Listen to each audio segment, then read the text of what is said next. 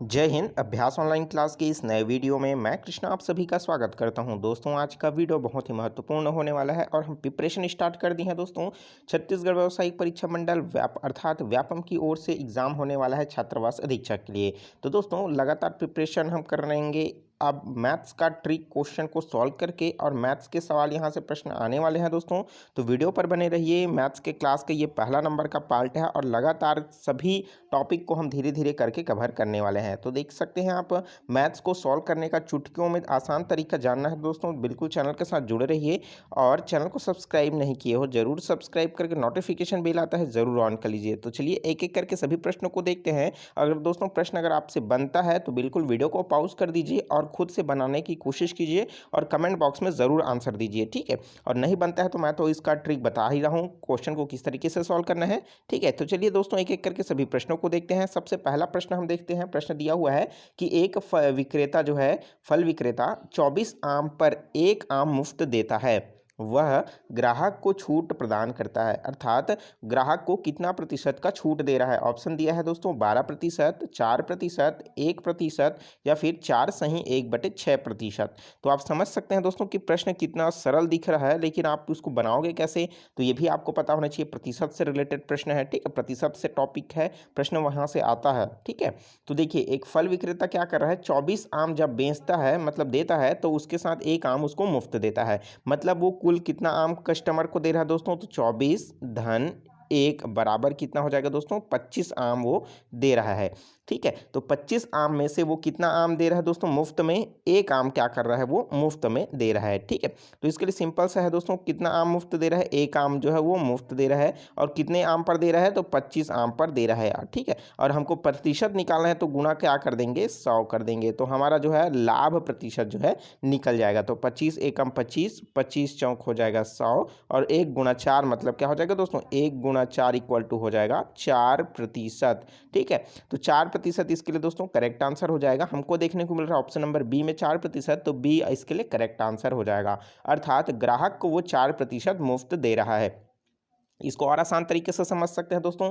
तो देखिए 25 में वो क्या कर रहा है, एक आम मुफ्त दे रहा है, तो आप समझ लीजिए अब 50 में वो कितना आम मुफ्त देगा, 2 आम मुफ्त देगा।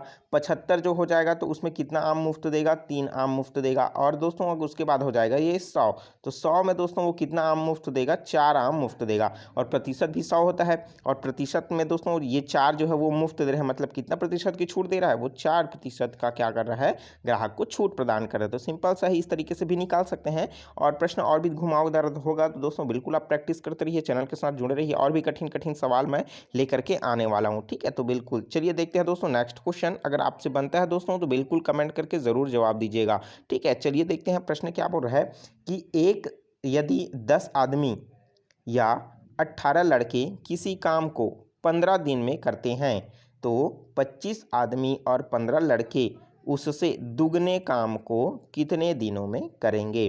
तो ये भी प्रश्न सिंपल सा है, थोड़ा सा आपको समझने की देरी होगी, ठीक है, लेकिन आप इसको आसानी से बना लेंगे, ठीक है। अगर देखिए यही प्रश्न अगर व्यापम में पूछता तो आप इसको किस तरीके से सॉल्व करते, नीचे कमेंट करके जरूर बताइए। अगर आपसे बन रहा है तो वीडियो को पॉज कर लीजिए, थोड़ा सा आप कोशिश कीजिए, क्योंकि जितना ज़्यादा प्रैक्टिस करेंगे आप उतना ही ज़्यादा आपके लिए हेल्पफुल होगा, ठीक है। तो चलिए सबसे पहले हम प्रश्न का पहला लाइन ही समझ लेते हैं दोस्तों कि इसमें बोल क्या रहा है।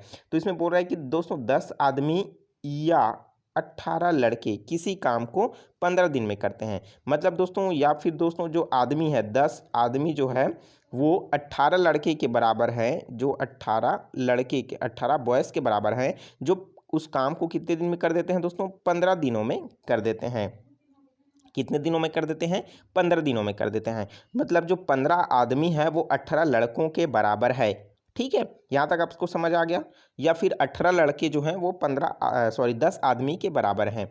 आगे प्रश्न में क्या बोल रहा है कि तो 25 आदमी और 15 लड़के, कितने आदमी, 25 आदमी और 15 लड़के उसके दुगने काम को कितने दिनों में करेंगे। देखो यहाँ पास या नहीं दिया है ना, यहाँ पास क्या बोल रहा है और मतलब क्या हो जाएगा, यहाँ पास धन, मतलब 25 आदमी आपको लेना है और 15 लड़के भी आपको लेना है और उससे डबल काम है, दुगना काम बोल रहे हैं ना, उस दुगने काम को भी आपको करना है। तो कितने दिनों में करोगे आप, 9/2 दिन में, 9 दिन में, 36 दिन में या फिर 18 दिन में। तो सिंपल सा है, पहले सबसे हम पहले नीचे वाले जिसको समस्या है हमारा प्रश्न उसको सॉल्व करना है। तो उसको हमको पहले क्या करना पड़ेगा, इक्वल लेना पड़ेगा।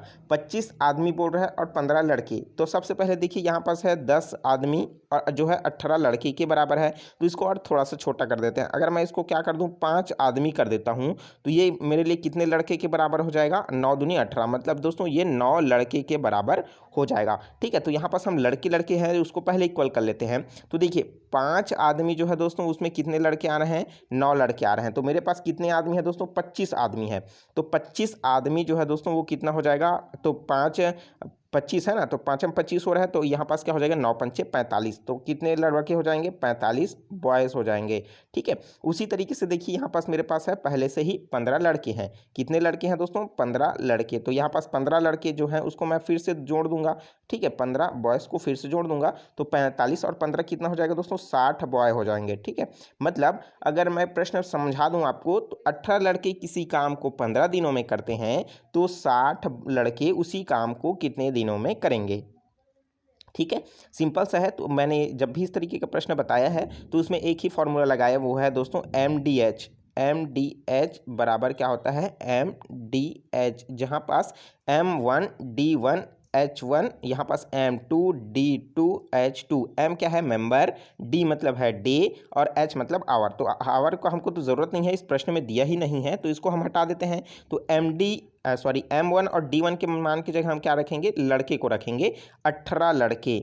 ठीक है, कितने दिनों में काम करते हैं, D1 की जगह हम रख देते हैं दोस्तों 15 दिन। 15 दिन पर प्रश्न में बोल रहा है। ठीक है, तो वही उसी तरीके से यहाँ पास हो जाएगा 60 लड़के। M2 का मान कितना हो जाएगा हमारे पास, 60 लड़के। और D2 हमको क्या करना है, निकालना है। तो D2 हमको निकालने के लिए क्या करेंगे दोस्तों, यहाँ पास हम D2 लिख देते हैं। लेकिन प्रश्न में आगे ये बोल रहा है कि उससे दुगने काम को, तो ये सिंपल सा काम है, इससे दुगने काम है तो क्या कर देंगे दोस्तों, इसके डबल कर देंगे। ठीक है, तो पहले अगर हम लोग चाहें तो ये हम इसी को ही निकाल सकते हैं। देखिए अगर मैं यहाँ 60 है इसको पक्षांतर कर दूंगा तो ये कहाँ आ जाएगा दोस्तों, बट्टे में आ जाएगा। ठीक है, यहाँ से 60 जो है वो हट जाएगा, यहाँ से हटा देता हूँ मैं। 15 कम 15, 15 दूनी 30, 15 45, 15 चौक कितना हो जाएगा दोस्तों, यहाँ पास 15 चौक हो जाएगा 60 हो जाएगा। ठीक है, तो यहाँ पास 4 बार में कट गया तो 18/4 इसके लिए क्या हो जाएगा दोस्तों, 18/4 दिन हो जाएगा। ठीक है, तो D2 दिनों की संख्या देखिए, 4 एकम 4, 4 दूनी 8, 4 तिया 12, 4 चौक 16, 4 पंचे 20। ठीक है, तो यहाँ पास क्या हो रहा है, नहीं कट रहा है तो है ना। तो यहाँ पास देखिए हमारे पास दुगना काम बोल रहा है ना, तो दुगना काम जो बोल रहा है तो देखिए D2 दिनों में कितना काम कर रहा है, 18/4 को काम कर रहा है। ठीक है, चलिए मैं लिख देता हूँ यहाँ पास D2 दिन में कितना काम हो रहा है, 18 दिन लगेगा। ठीक है, 18/4 दिन लगेगा। और जस्ट इससे डबल काम है, दुगना काम है, तो मैं जो दिनों है उसमें क्या करूँगा, 2 का मल्टीप्लाई कर दूंगा।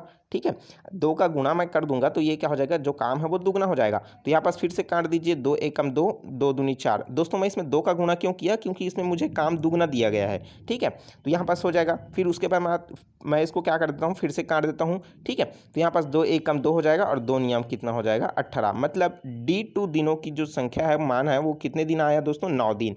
तो उस काम को करने में उसको कितने दिन लगेगा दोस्तों, 9 दिनों की जरूरत पड़ेगी।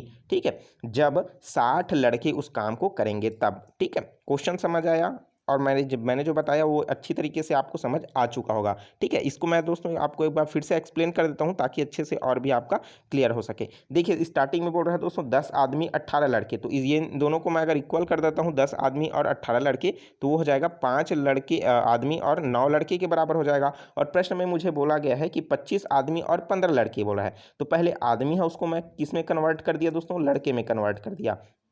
चूंकि 5 आदमी बराबर 9 लड़के की ज़रूरत होता है तो मतलब 25 आदमी कितने के बराबर हो जाएगा, 45 लड़कों के बराबर हो जाएगा। और 15 लड़के मुझे पहले से लेना है तो 15 लड़के इन दोनों को क्या कर दिया, जोड़ दिया।